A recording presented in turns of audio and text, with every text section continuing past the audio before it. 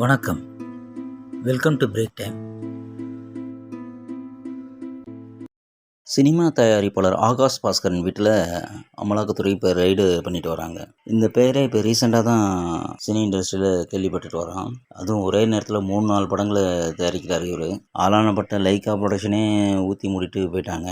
இப்போ இந்த தயாரிப்பு நிறுவனம் எப்படி 3 படம் ஒரே நேரத்தில் தயாரிக்கிறாங்கன்னு தெரியல.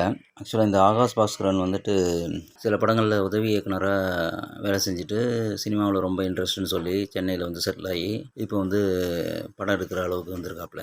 ஆனால் வந்தது நல்லது தான்.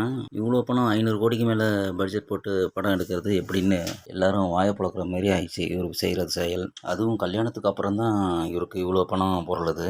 தனுஷ் நடிக்கிற இட்லி கடைங்கிற ஒரு படம். தனுஷ் முதல்ல ப்ரொடியூஸ் பண்ணி ஆரம்பித்து இந்த படம் முழுசாக இன்வெஸ்ட் பண்ண முடியலன்னு சொல்லிட்டு அப்புறம் ஆகாஷ் பாஸ்கரனையும் சேர்ந்து இந்த படத்தை தயாரிக்கிறாங்க.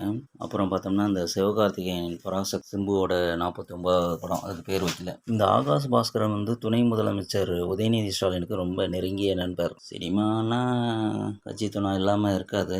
அதில் பார்த்தோம்னா இவரோட கல்யாணமே வந்துட்டு ஸ்டாலின், துர்கா ஸ்டாலின் இவங்க முன்னிலையில் தான் நடத்தி வச்சுருக்காங்க. கல்யாணத்தப்போ எல்லா விஐபிகளும் வந்து அட்டன் பண்ணியிருக்காங்க. சினிமாவிலையும் சரி, அரசியல்லையும் சரி. அதுவே பெரிய பேசு பொருளாக இருந்தது தான். அதுக்கப்புறம் தான் இவர் டான் பிக்சர்ஸ்னு ஒரு நிறுவனத்தை ஆரம்பித்து இப்போ இந்த ரைடும் போயிட்டு இவர் வந்து கவின் கேர் குழும நிறுவனத்தோட CK ரங்கநாதன் அவரோட 3வது மகளை தான் இவர் கல்யாணம் பண்ணியிருக்கலாம். தாரணிங்கிற பண்ண பிறகு கவின் கேர் ஒரு நிறுவனத்தை இவரும் பார்த்துக்கிட்டு கூடவே மூன் பேக்ஸ் அப்படிங்கிற ஒரு கம்பெனியும் ஆரம்பித்து நடத்திட்டு வந்துட்டு சைடில் இப்போ படத்தையும் ப்ரொடியூஸ் பண்ணிகிட்டு இருக்காரு. உண்மையிலே கஷ்டப்பட்டு உழைச்சி சம்பாதிச்சு வந்தவன் ஒரு படம் ப்ரொடியூஸ் பண்ணிவிட்டு அது ஓடுதான்னு பார்த்துட்டு அதில் வர ப்ராஃபிட்டை வச்சு அடுத்த படம் எடுப்பாங்க. கொஞ்சம் கொஞ்சமாக இன்வெஸ்ட் பண்ணுவாங்க. ரைட், ஒரே நேரத்துலேயே 3 படம் இன்வெஸ்ட் பண்ணுறேன்னா இப்போ வந்தால் போகுது, வந்தால் வருது, வராட்டி போகுதுங்கிற மாதிரில.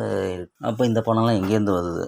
ஏற்கனவே டைரக்டர் அமீர் கூட ஒரு ஆள் தொடர்பில் இருந்து தான் கடைசியில் போதை பொருள் கடத்தல் வழக்கில் கைதாகி உள்ளே போயிருக்காரு. இப்போ இந்த ஆள் இவ்வளோ இன்வெஸ்ட்மெண்ட் பண்ணும்போதே அது வந்து எப்படி பணம் வந்ததுங்கிறது ஒரு கேள்விக்குறியாக தான் இருக்குது. இதை தாண்டி நடிக்கிற நடிகர்கள் எல்லாமே வந்து சீனியர் ஆக்டர்ஸ் தான், ஃபீல்டில் ரொம்ப நாளாக இருக்கிறவங்க. அப்படி இருக்கிறவங்க நமக்கு ஒரு படம் ப்ரொடியூஸ் பண்ணுறாங்கன்னா அவங்க எப்படிப்பட்டவங்க, எங்கேருந்து வந்தாங்க, அந்த பணம் எந்த வழியில் வருது, அதெல்லாம் கொஞ்சம் யோசித்து மூத்த நடிகர்கள்லாம் அந்த படத்தில் அந்த ப்ரொடியூசர் கூட நெருங்கி பழகலாம், நடிக்கலாமா அப்படிங்கிறத யோசிச்சு இறங்கினா அது இண்டஸ்ட்ரிக்கு கொஞ்சம் ஆரோக்கியமாக இருக்கும். அதை விட்டுட்டு நமக்கு பணம் கிடைச்சா போதும், அது எங்கேருந்து வந்தால் நமக்கு என்ன அப்படின்னு நடித்தா நாளைக்கு எல்லார் பேருமே கெட்டு போகிறதுக்கு வாய்ப்பையாவது இனிமேல் வர நடிகர்கள் யோசிக்கணும். உங்களுக்கு இந்த சேனல் பிடிச்சிருந்தா மறக்காமல் லைக் பண்ணுங்கள், கமெண்ட் பண்ணுங்கள், ஷேர் பண்ணுங்கள், சப்ஸ்கிரைப் பண்ணுங்கள். தேங்க்ஸ்.